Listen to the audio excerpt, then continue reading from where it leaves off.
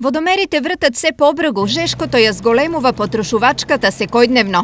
Па мора да се зголеми, жешко е како треба се бајнеме, треба се миеме, треба се переме, како нема да се зголеми. Се зголеми, да. На воз жешко само вода.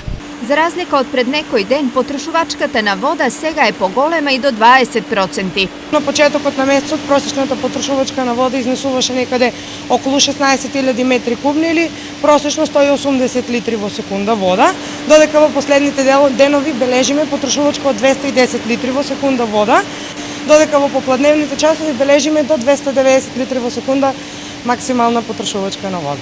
Се поголемата потреба ги најавува и можните проблеми со водоснабдување. Ние сме подготвени за тоа.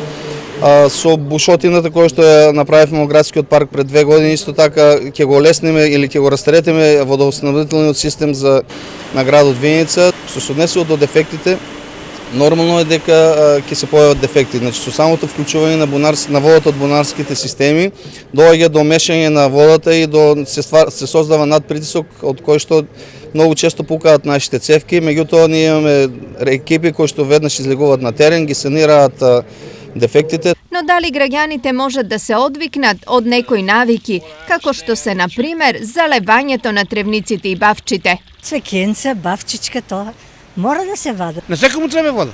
И на дровството треба вода. Ова најавува дека навиките остануваат и дека сегашните 1000 литри вода во секунда нема да бидат доволни во месеците кои доаѓаат. Како јавните предпријатија ќе се справат со проблемите е неизвестно, но главен адут секако им се граѓаните. Едните ќе треба потрошувачката дефинитивно да ја рационализираат, а другите да обезбедат нормално снабдување за секој случај и малку поголемо количество на вода.